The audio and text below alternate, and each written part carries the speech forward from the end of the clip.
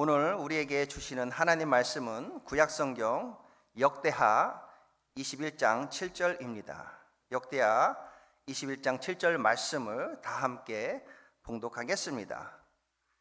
여호와께서 다윗의 집을 멸하기를 즐겨하지 아니하셨음은 이전에 다윗과 더불어 언약을 세우시고 또 다윗과 그의 자손에게 항상 등불을 주겠다고 말씀하셨음이더라. 아멘. 저의 아버지에 대한 기억이 있는데요. 아버지 그러면 좀 엄격하신 아버지의 이미지를 가지고 있습니다. 그리고 아버지가 가진 그 강한 신념은 자식은 속으로 사랑해야 한다. 속으로만 사랑하고 겉으로는 엄한 교육을 해야 된다. 이런 아버지 신념을 가지셨는데요. 그 어린 시절에 그 아버지의 속사랑을 제가 어떻게 알겠어요? 아버지는 늘 엄한 분, 무서운 분, 뭐 이렇게만 생각하고 지냈는데요. 또 그런 가운데 아름다운 추억이 있어요. 여름이 되면 물고기를 잡으러 이렇게 강으로 시냇가로 나갔던 기억들이 있고요. 비가 오는 날이면 대나무로 디딜방아를 만들어서 그 물이 고이면 비워내는 뭐 그런 그 추억도 있고요. 어느 날 역사를 배우면서 어린 시절의 지난 날의 그 추억이 다시 생각이 나더군요. 아버지하고 함께 그 대나무 통으로 그 디딜방아를 만들어서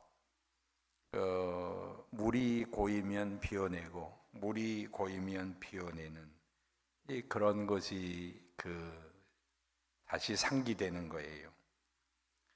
하나님께서 내리시는 역사의 심판이 이런 것이 아닌가 그런 생각을 했습니다. 죄악이 차면 비우는 거, 다시 차면 다시 비워내는 거, 비워내지 않으면 스스로 비워내지 않으면 하나님이 비우게 하시는 거, 이 역사의 심판이 아닌가.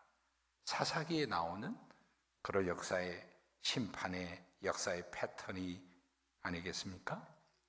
오늘 우리가 본문을 봉독을 해주셨는데 여기서는 조금 다른 이야기가 언급이 됩니다. 역사의 죄악이 역사에서 그 왕과 공동체가 죄악이 많아서 죄가 가득 차서 이제 그걸 비워내야 되는데 이미 무게가 차서 비워내야 되는데 차마 비우지를 못하고 거기에 잠시 멈춰 있는 거. 그 장면이 오늘 그 봉독한 본문의 내용입니다. 역대하 21장입니다.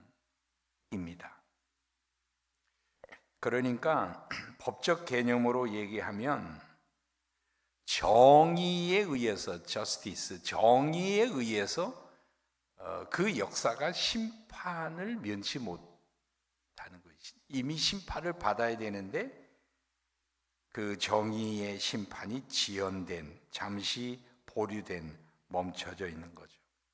모 대학에서 지연된 정의는 정의가 아니다. 이런 말들을 했는데 어떻게 보면 그 하나님의 저스티스, 정의가 이제 보류되고 지연이 되고 있는 한 장면을 보았는데 오늘 본문의 내용입니다. 역대하 21장으로 가면 여호사밧의 아들로서 왕위를 계승한 사람이 여호람 왕입니다. 성경은 여호람 왕의 죄악을 열거하는데 권력을 유지하기 위해서 형제들을 완전히 제거해버리는 죄를 범합니다. 산당에서 우상숭배를 범하게 됩니다. 여러분이 잘 아신 대로 유다의 가문과 이스라엘 가문, 왕들의 가문은 약간 이 계보가 다르는데 이스라엘 왕의 계보 가운데 아합 왕족과 결혼해서 아합의 가문의 악을 불러들이는 그 왕이 바로 이 여호람의 왕입니다. 하나님의 언약을 깨뜨립니다. 이런 이유로 인해서 여호람은 하나님의 심판의 대상이 되고 양동이에 물을 없는 것처럼 죄악이 가득해서 양동이를 비워내야만 하는 시간입니다.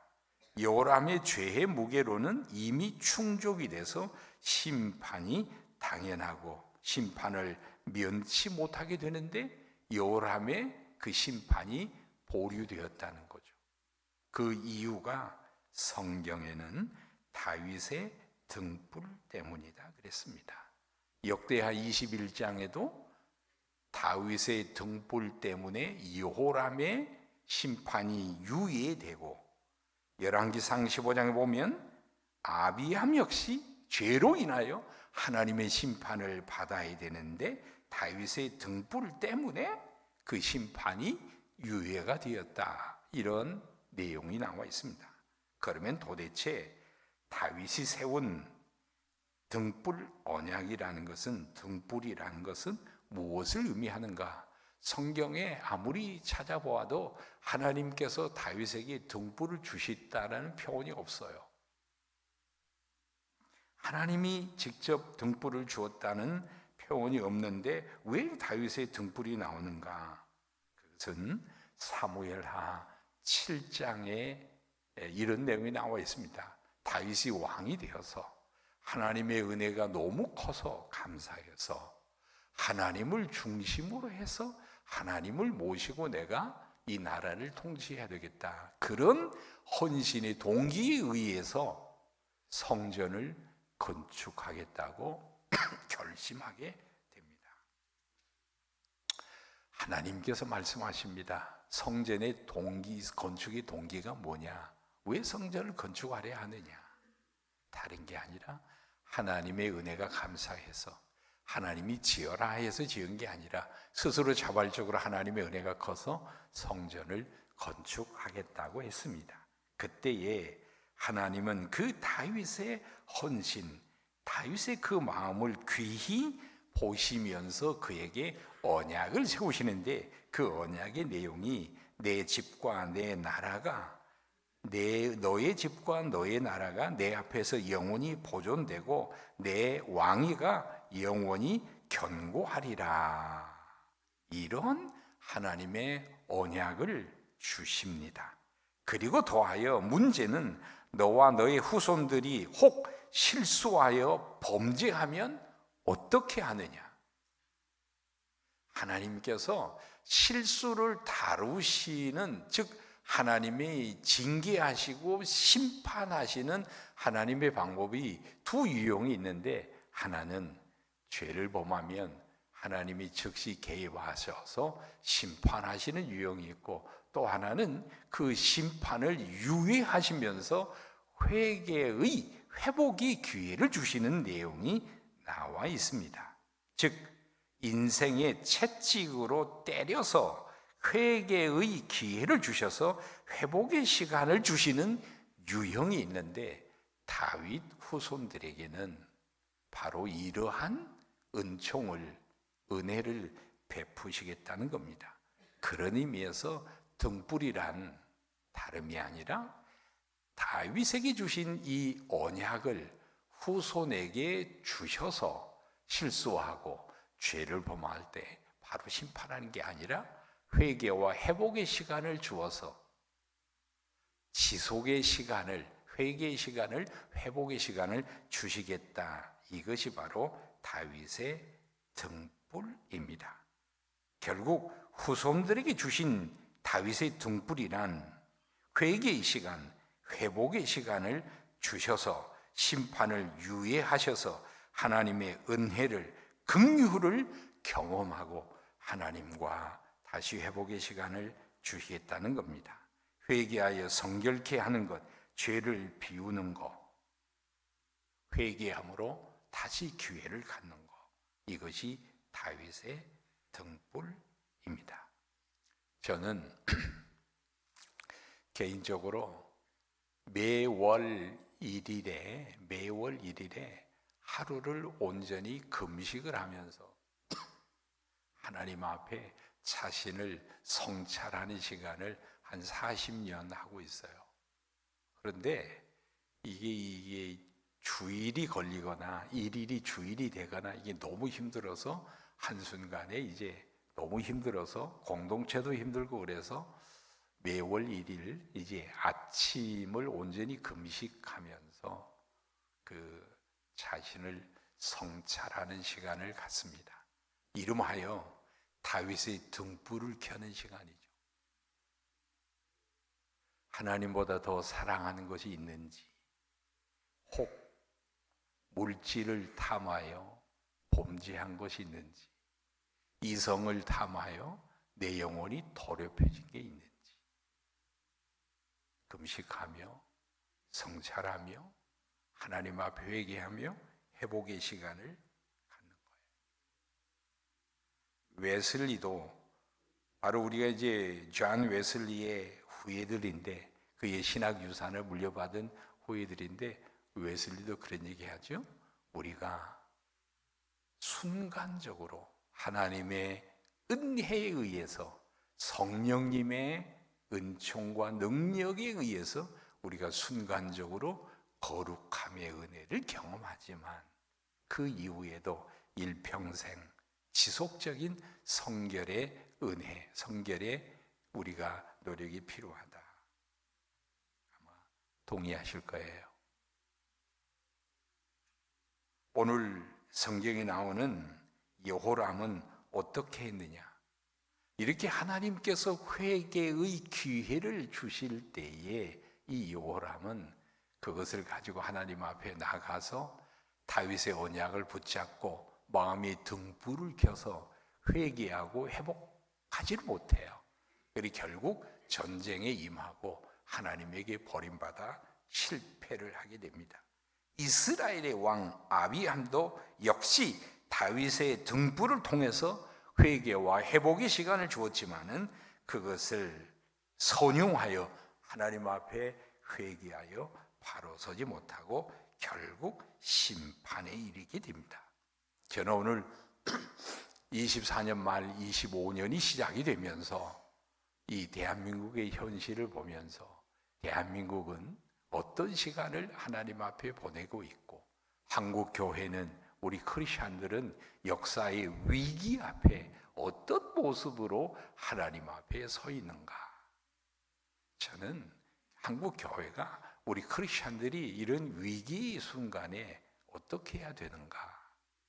저는 다윗의 등불을 켜면서 하나님이 보시기에 합당하지 않는 것을 비워내면서 회개하면서 성결의 시간, 거룩함의 시간이 이루어져야 된다고 생각합니다. 여러 가지 정치적인 여러 가지 신념과 가치관에 의해서 우리가 여러 가지 사회적 참여를 이룰 수 있지만은 한국 교회는, 크리스천들은 이 위기 시간에 무엇을 해야 되는가?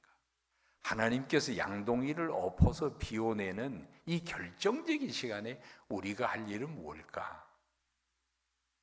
가득 채워진 우리의 심령에, 우리의 삶에, 역사의 수레바퀴에, 역사의 바켓에 담겨져 있는 악을 비워내는 것, 이것이 하나님이 기대하신 시간이 아니겠나 생각합니다. 결국 아비암도 여호람도 하나님의 정의의 심판을 면치 못하게 되고 심판을 받게 됩니다. 여기서 역사는 끝나게 되죠. 하나님의 정의는 이루어졌지만 역사는 끝나버린 것이 아니라 또 하나의 하나님이 세월호 차원을 열어가시는데, 하나님의 공의, righteousness라는 하나님의 공의를 이스라엘은 경험하게 됩니다. 아비함도 심판을 받고 여호람도 심판을 받았지만은 하나님이 또 진정한 다윗의 등불은, 다윗의 언약을 통하여 그들에게 회개의 시원을 주었지만은 그것을 선용하지 못했을 때 인간의 역사는 끝나는 거죠. 그렇지만은 인간의 역사는 끝났지만은 궁극적인 하나님의 언약, 하나님의 나라를 통해서 이루시는 하나님의 진정한 새로운 차원의 회복 은혜를 경험하게 되는데, 하나님은 유다의 자손을 멸하지 않고 끝내버린 것이 아니라 그들에게 주신 유다의 자손 메시아를 보내주셔서 메시아를 통해서 하나님 나라의 복음의 역사를 하나님이 다시 시작하시게 됩니다. 등불의 의미는 개인적으로는 우리 공동체에는 하나님이 다시 회개의 기회를 주셔서 우리를 지속해 하시지만, 하나님의 은혜에 합당하지 못할 때 하나님은 정의로서 심판을 할 수밖에 없어요. 이 땅에 영원한 게 없어요. 회개하지 않으면 다 망하게 돼 있어요. 다만 인류가 역사가, 우리 사회가 그것으로 끝나는 것이 아니라 하나님이 새로운 차원을 여시는 메시아를 통해서 여시는 하나님의 궁극적 하나님의 나라와 승리가 있기 때문에 오늘 저와 여러분이 살아가고 있다고 생각합니다. 오늘 이제 저는 말씀을 마무리하려고 합니다. 이 말씀을 우리 개인과 공동체에 적용하면서 말씀을 마무리하려고 합니다.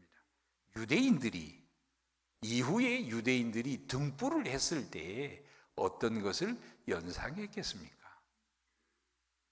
물론 이 등불이란 언약의 말씀이지만 실제로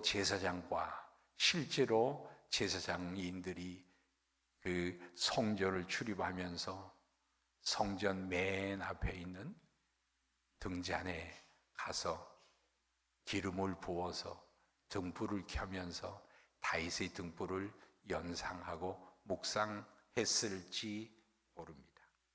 오늘 우리가 25년 이 한 해를 승리하기 위해서는 제사장들이 매일 성전에 나가서 등잔에 나가 기름을 점검하고 심지를 점검하고 거름을 제거하면서 성결한 삶을 결단하고 고백하듯이 우리 역시 성령 충만해서 내적 성결을 이루어서 사회적 삶도 성결케 되는 것, 바로 이것이 내가 사는 길이고 가정이 사는 길이고 제자들이 사는 것이 아니나 이 생각합니다.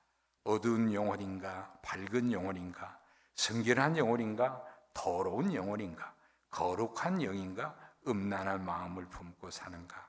우리의 영혼이 성결하고 거룩해지면 역시 우리의 삶의 기준이 마련이 되고 여로보암의 길이 아니라 다윗의 길에 설 수 있다고 생각합니다.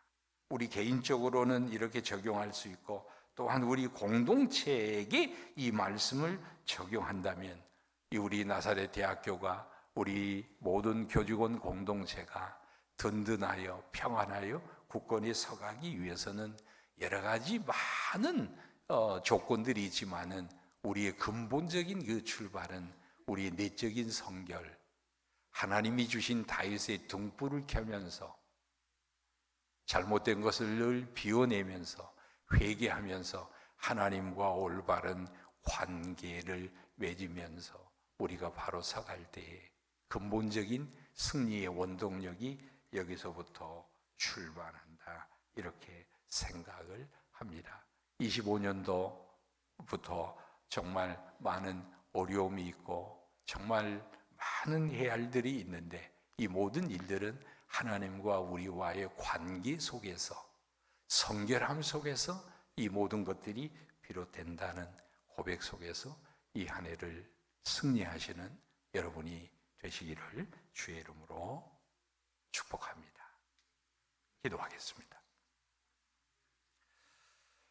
살아계신 하나님, 감사합니다. 25년 이 한 해를 주셔서 감사합니다. 주님을 우리 안에 모시고 주께서 주시는 하나님의 말씀, 다윗의 등불의 언약을 기억하면서 하나님과 함께 집도 세우고 가정도 세우고 학교도 세워가는 이 한 해가 될 수 있도록 축복하시고, 우리 총장님과 또 우리 교원 또 우리 모든 직원 선생님들 한 마음 한 뜻으로 하나가 되어서 이 학교를 바르게 세워가실 수 있도록 승리하는, 형통하는 한 해가 될 수 있도록 축복해 주시기 원합니다. 존귀하신 예수님 이름으로 기도하옵나이다. 아멘. 아버지의 극진하신 사랑하심과 성령님의 감화감동 교통 인도하심이 우리 안에서 스스로 말씀 안에서 기도 안에서 성령 안에서 다윗의 등불을 켜 거룩한 삶을 살기로 고백하여 결단하는 우리 모든 교직원 머리 위에 심령 위에 이제로부터 영원토록 함께 하시기를 간절히 축원하옵나이다. 아멘.